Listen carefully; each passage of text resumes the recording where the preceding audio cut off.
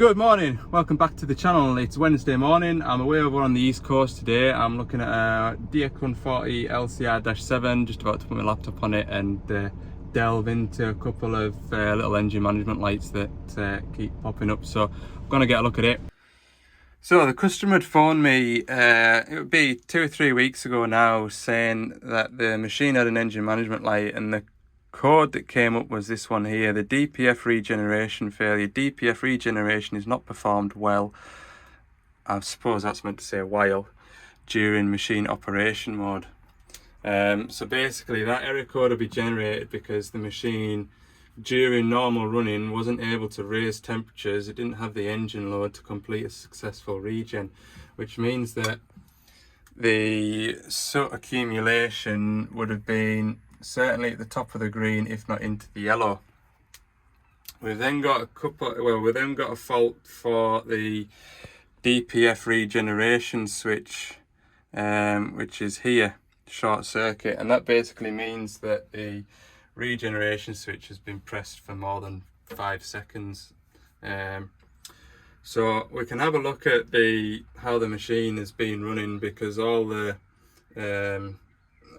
machine runtime, how it's been operated, you know, what kind of engine mode it's been running, etc. We can see, you know, what sort of load's been on the engine, etc, etc. And if the engine load's been low, then we can assume that that is correct. If the engine load has been high and it's been working hard enough and it hasn't been able to successfully carry out a regeneration, then we can sort of surmise that there is something just not quite right.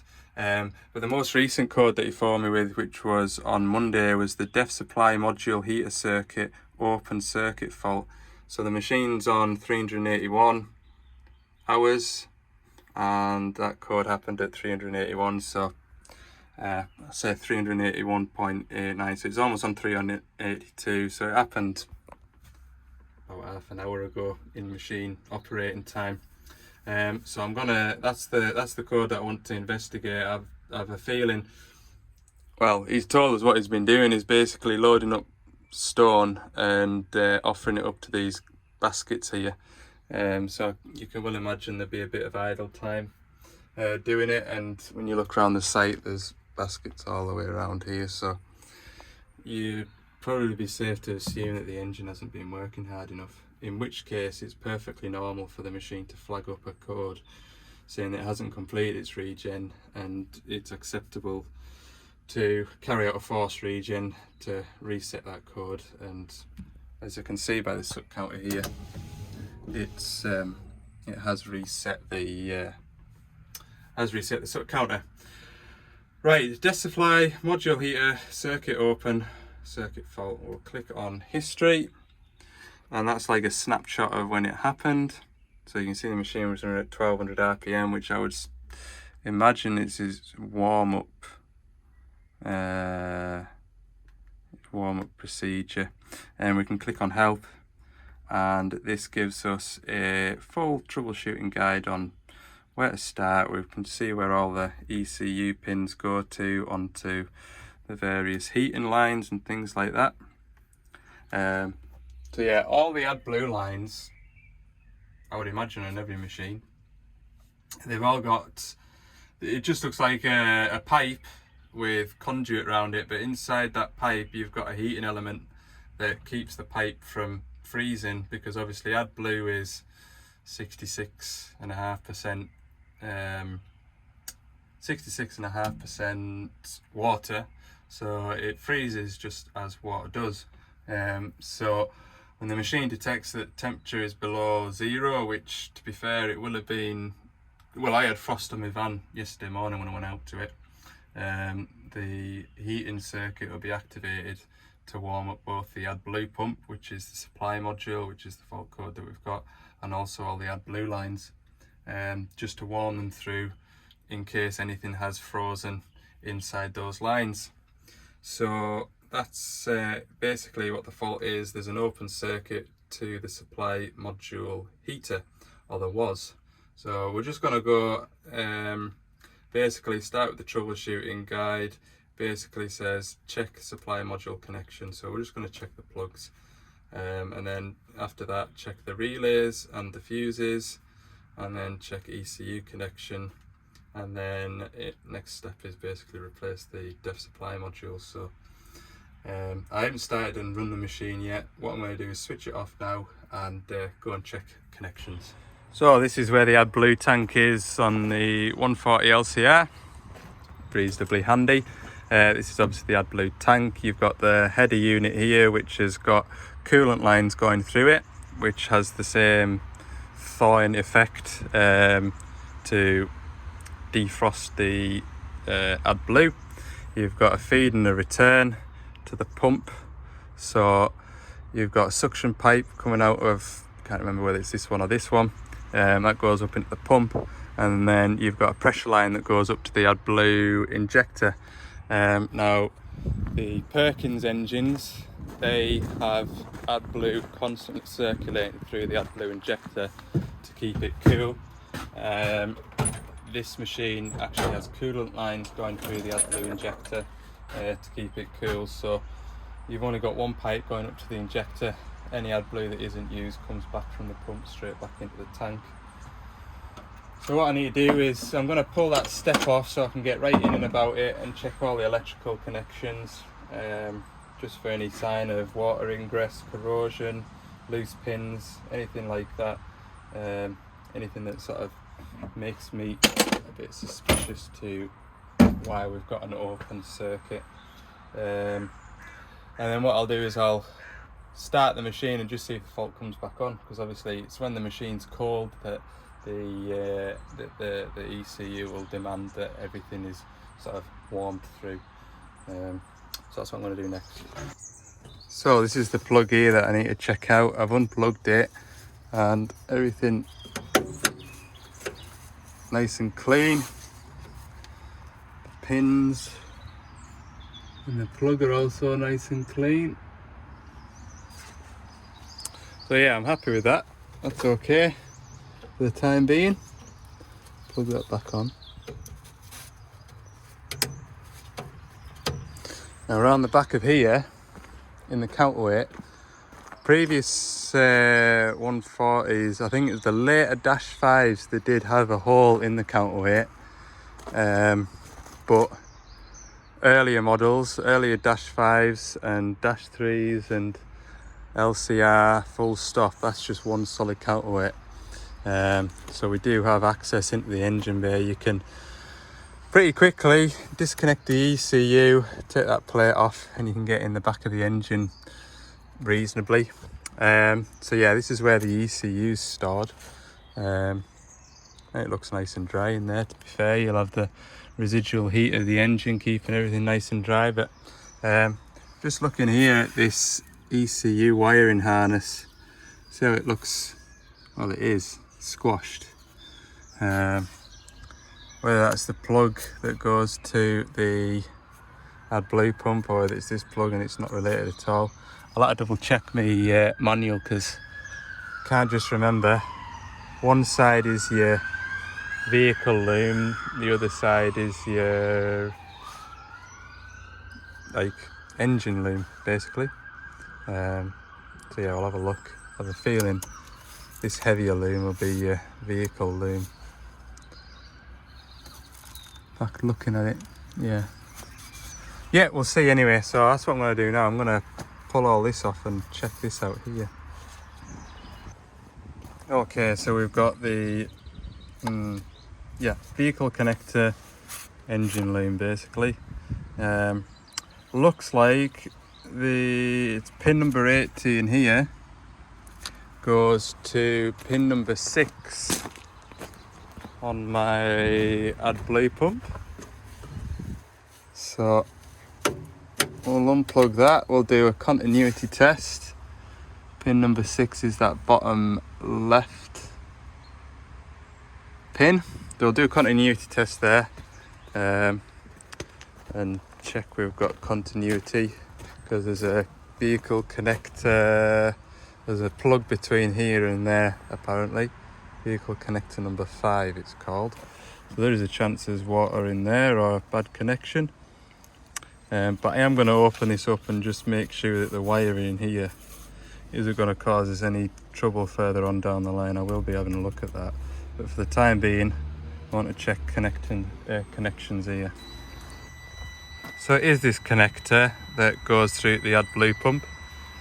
I've got my pin there in pin number 80 and all the way through my home. They like my homemade jumper wire. I have male and female Deutsch plug on a length of wire, and I've got various adapters that I can plumb up to my multimeter. But anyway, I've got continuity all the way through to here, which is pin number 6. So that's good.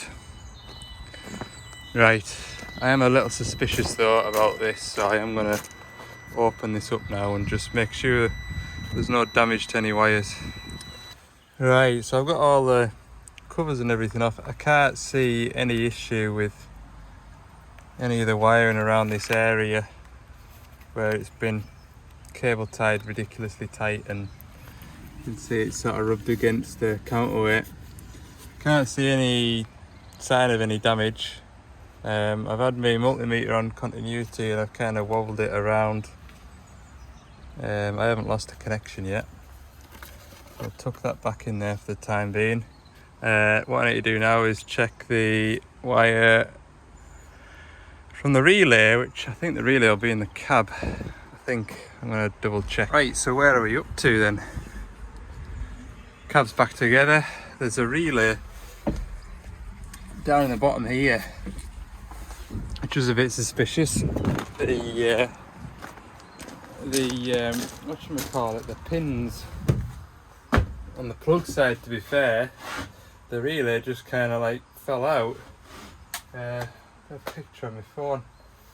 So anyway, it's just like spade connectors. I've nipped it up and I'm hoping that'll be it. What I can do now is put my laptop on it and I can power up the module heater and just make sure that it's working. So that's what I'm going to do next. Then what else I'm going to do? I'm going to order a engine limb because I'm not happy with the wiring in that bit that was crunched shut, so get that rectified as well. Get stuff done. Right, we'll put the laptop on it now and see if we can make it fault. Right, well, I'm getting connected. The customer found this underneath his machine one day and he just wondered whether it was off the machine, but said definitely not, not in that kind of a state. But does anybody know what it is? I think it was on a pile of crushed stone and we were talking about it. I think that's like a tungsten carbide tip. It's off some sort of crusher, or I don't know, some sort of like pulverizer. That's what I think it is. Let me know in the comments what you think it is. Queer thing, like, but it's got like a different metal on the top. Right, no error codes at the moment. I'm gonna start the doodah, get it kindled up, get it talking.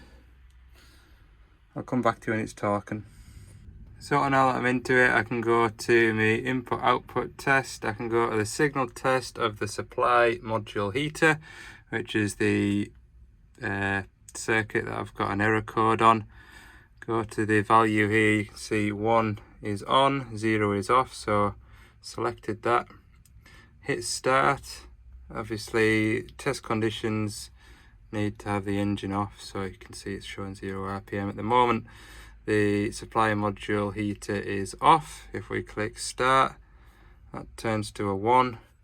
Test in progress, which basically means that it's powering up the circuit for it. It's not showing us any error codes at the moment, which would suggest that there is no longer an open circuit. So that's all good. There's no end to the test, it'll just keep it powered on. You know, if you wanted to test wiring any further, you could power it up, I guess. So we can turn that off now. Hit stop. Test stopped, escape that. That's back to 0 now. What I can do next is go into data monitoring and go to this, click on this, go to after treatment. I would imagine it'll be on. We should be able to see when I start it, we might be able to see whether the supply module heater comes on. You can see it's on at 11 degrees in the tank at the moment, so not in the tank, sorry, but the pump. We'll start it up and we'll see if the supply module heater comes on when it's running and if it gives any error codes. Alright, so I've started it. Oh, it's just switched off, you've just missed it, but it did briefly power up the supply module heater. It changed from a 0 to a 1, which means it came on. It's obviously doing its auto warm up, but it must be warm enough in there just now to not need it turned on. But there's no error codes came on when it did it, so I think we're safe, like I do. Yeah, so this machine has done 382 hours, and basically when I'm looking at this, I've got 109 hours below 1200 RPM. I've got 145 hours between 1700 and 1800 RPM, and I've got 109 hours above 1800 and below 1900. So you can see there, I mean, that's a quarter of its life, nearly, well, just over a quarter of its life below 1200 RPM. That certainly explains the DPF being a bit iffy. Just needs to do I would imagine it'll just need to be done manually if it doesn't successfully do it. You can see easily if you go into your trip, keep an eye on your soot. When it gets up towards the yellow and it hasn't done it successfully, you get an error code, and the error code will say something like, what was it? DPF regeneration failure, essentially, is what it says. That means it hasn't been able to do it properly. So apparently we're in the down position, revs all the way down to idle, press and hold the regen switch, which is that one there towards the window, for 4 seconds. Should go into a burnout, which will take about 20 minutes, half an hour, depending on how much soot's in it.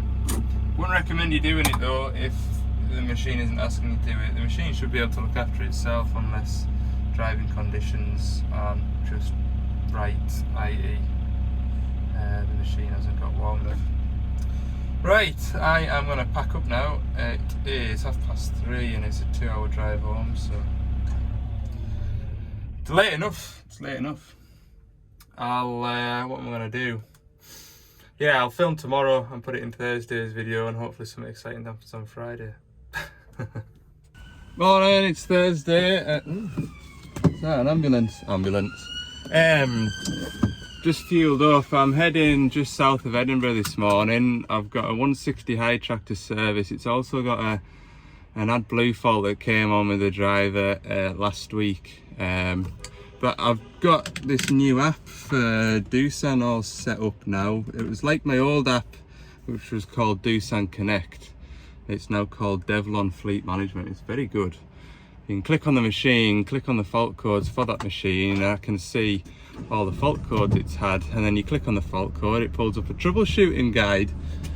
What fun. So yeah, I've got AdBlue pressure stabilization fault.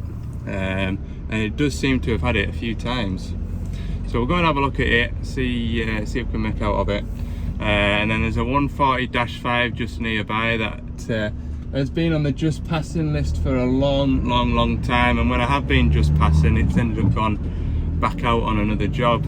So yeah, that's where we're up to. I'll catch you. I don't know which one I'm going to go to first. Probably the high track, and then finish with the 140.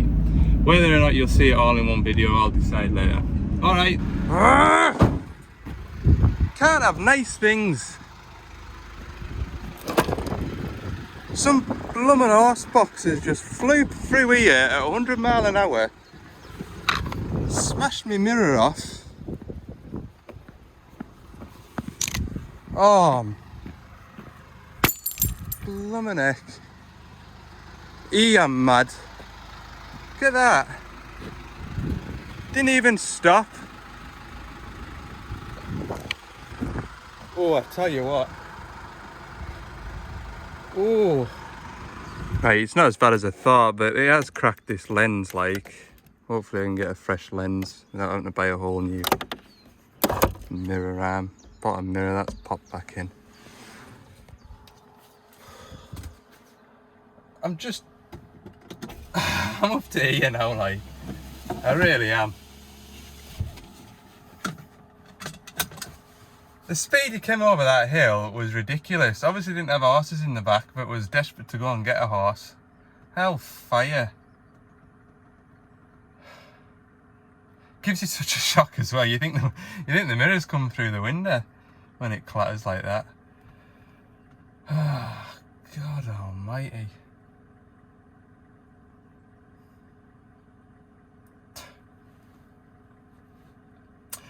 Right, well far off, 42 minutes, and I'll be doing something productive rather than just driving around the countryside getting smacked by horse boxes.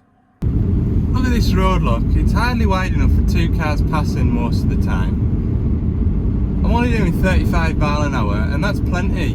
That van, that horse box van thing, he was shifting like. And I was right over to the far side. Nutcase. Clearly see I was coming, it was a straight bit of road. I saw him coming.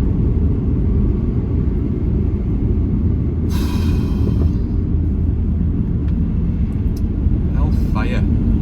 Try not to swear. I try not to swear on these videos, but bloody hell.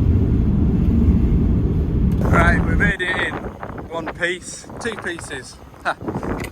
I had to do a bit of landscaping on this extraction road just to get the van in. So the machine will be well warmed up now. Right, this machine's getting its first service, plus a 500. So it's going to be engine oil, 2 fuel, and a hydraulic return and a pilot.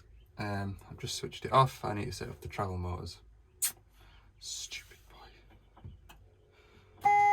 Yeah, we'll crack on with that, and then I'll put the laptop on it and see what the AdBlue situation is.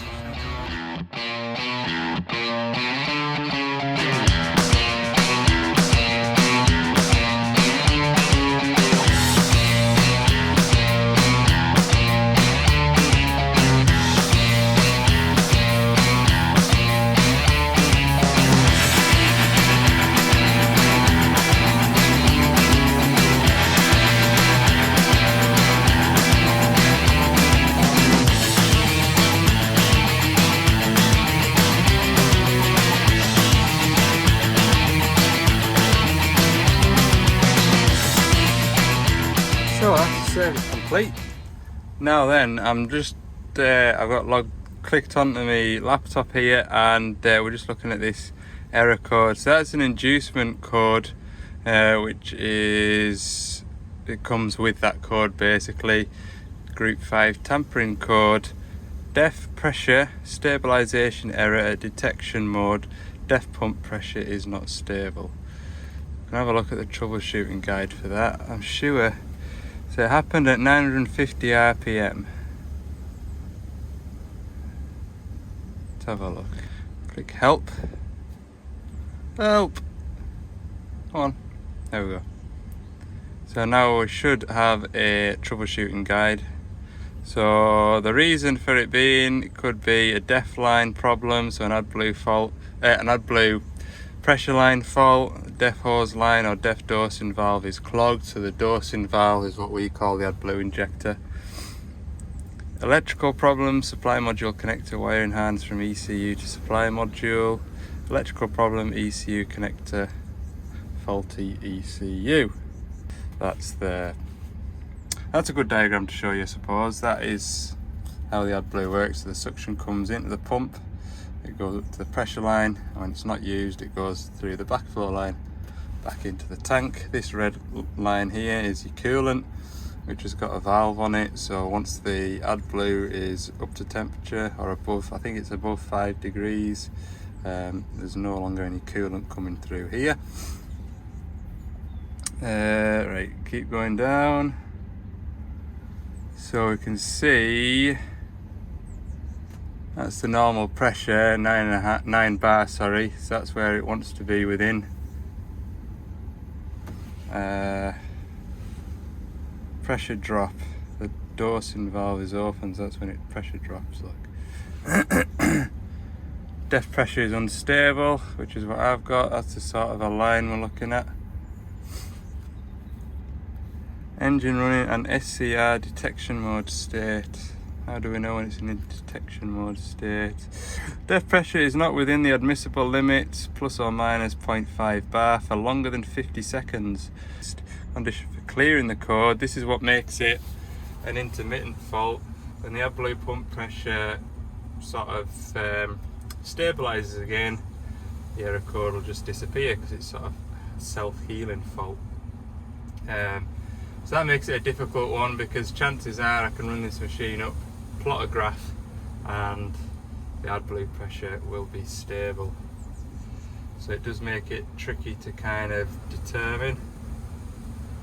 So I'll have a read through this checklist now, and we'll make a plan on what we're going to look at. So I know it's bad to see, but I'm just looking at the moment at the AdBlue pressure. It wants to be around 9 bar, which it is, look. But the first test to do is to run the machine at a high idle and monitor the AdBlue pressure. Does it give a time scale? I'll have a look, see if it gives a time scale. Yeah, so run it at a high idle. It doesn't give a time scale. It says wait until the pump is working. Need a high engine speed, so I'm revving it up just now. Is pump pressure value abnormal? So we'll go and have a look at that. And at the moment it isn't. It only seems, when I've looked on the machine, it's done it sort of 4 or 5 times. There's an error code for it 4 or 5 times. So yeah, it's not an easy one. It's not an easy one. But I've got an AdBlue filter with me, and before I leave, if I don't find anything, I'll be putting an AdBlue filter on it.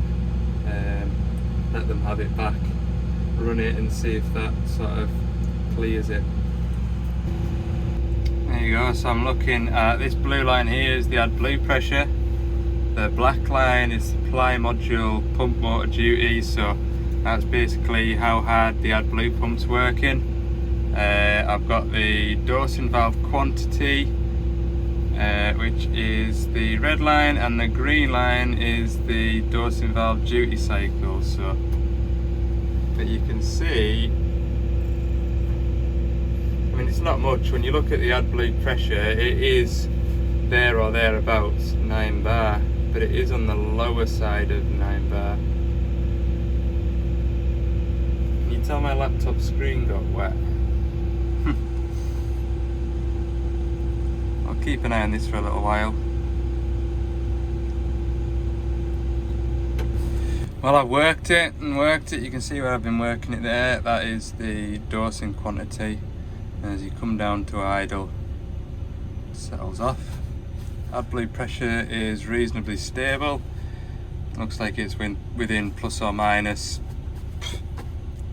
2 or 3, 0.2 or 3 bar. For the most part. Click stop. Probably look all the way back through it, look. Right, I think what I'm going to do is I'm going to put an AdBlue filter in it and pack up, move on to the next job. That's the way some of these jobs go. It is. Everything's working perfectly just now. I even had the machine tipped up on its back just to see if there's a chance it got a gulp of air, and that's what chucked the pressure code on.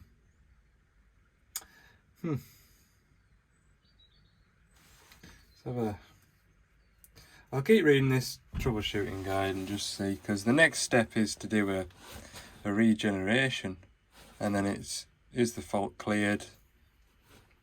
Yes, problem solved. Well, that's another thing as well, we don't have an active fault, it's just a historic fault.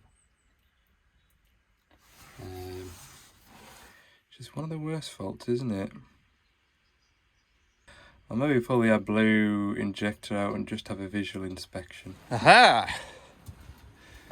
Might not be a waste of time. Tell you what, see those little Allen bolts?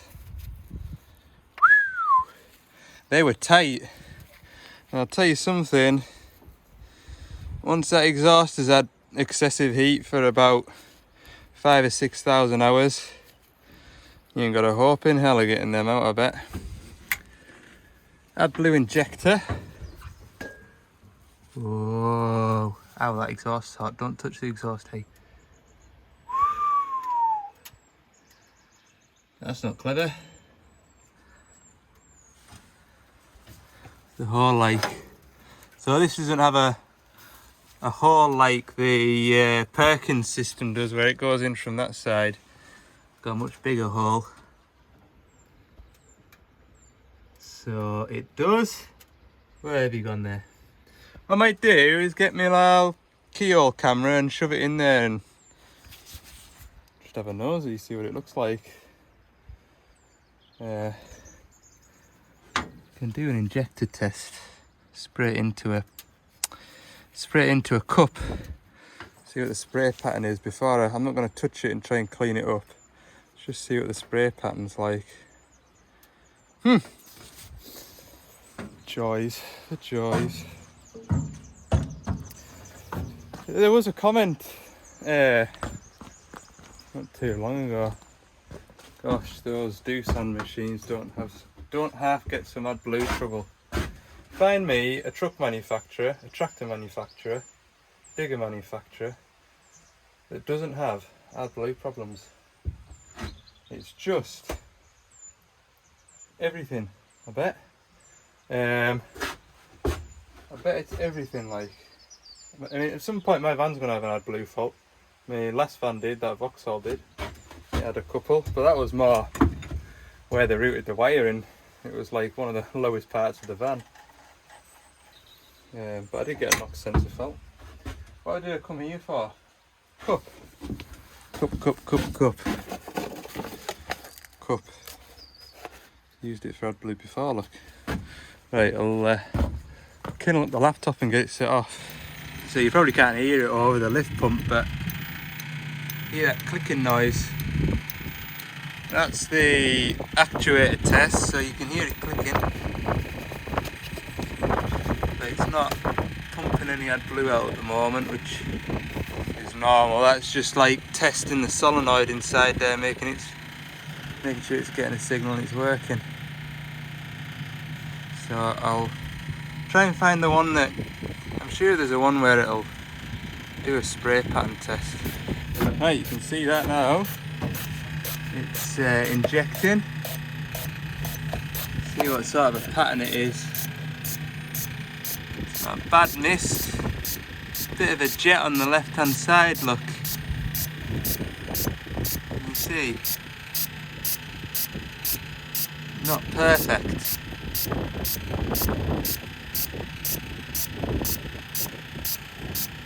Anyway, we'll let it do its thing. First time I've done it on one of these. I'll have a look. Ooh. That just went. Is that it finished? I think it's doing a pressure build-up test. So it's doing, there's 3 tests that it does. It does a build-up test, function test, and then a reverting test. So right at the end it'll draw all the AdBlue back out the system. It's only like 30-40 seconds per section of the test from what I've read.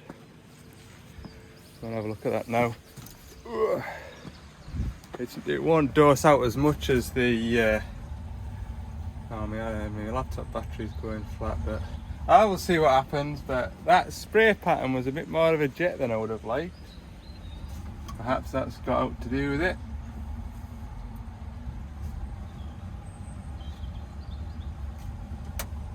Normally it's very atomized. Test finished. Right, so you could probably compare it, but quantity dosed in grams is 20.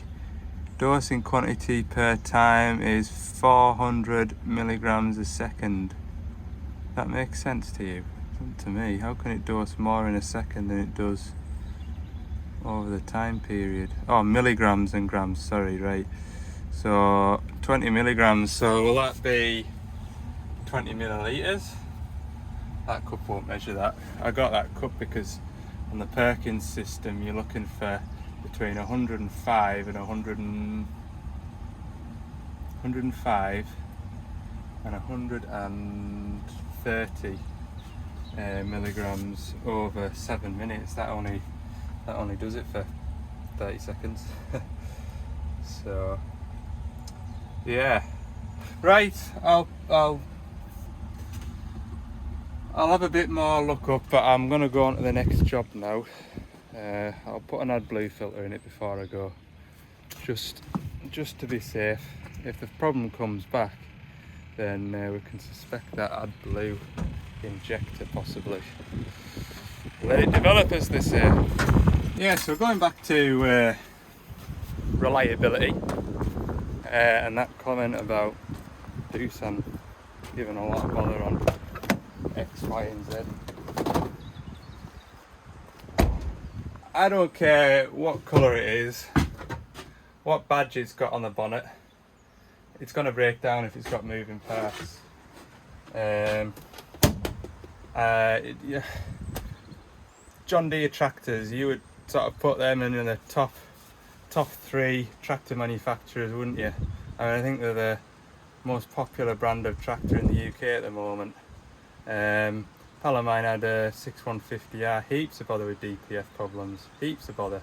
You look at the 30 series John Deeres with head gasket problems, EGR faults, you know, they're a premium product, aren't they? Same with Fendt, you know, Fendt's break down, they've got issues, well they don't have issues, but you know, you hear horror stories of the Vario gearbox giving bother and costing an arm and a leg to sort them. What else is the New Holland tractors? Power shift gearboxes with the range command or the power command. Gearboxes 19th gear. They would burn out. Back brakes in the axles. There's that bearing that carries the 4-wheel drive shaft that gives up hot time. You know, everything has its troubles. Everything. I don't care whether it's a Volvo digger or a Sani or a Sunwood or whatever, everything's going to break down. What sells a machine these days is the backup. And you know, you might be selling a premium product like a Volvo or a Cat or whatever, but if you can't get to that machine to repair it for 4 or 5 days and the machine's sat on site broken down, then you know, you're not going to be persuaded to buy another machine, are you, of that breed? And it's the same with these. Now, if you were to look at a map of the UK, find Edinburgh, come all the way down to a small town called Berwick-on-Tweed, that coastline there, come right the way across through to the M74 and all of Cumbria, predominantly, for the most part, every orange machine working in that area I look after on my own. Yeah, it's a reasonably remote area, but you know, it's there's still plenty of machines out there, believe me. And if it wasn't for security reasons, then I'd pull up my Doosan Connect app, or what do they call it now, Devlon Fleet Management app, and I'd show you all the machines working away in that area right now. So yeah, if If you're watching these videos and you're thinking, hell, them Doosands don't have to give some bother. You know, it's you can't be a machine man, like, I don't think. Anyway, ran over, so to speak. Right, let's go on to the next job.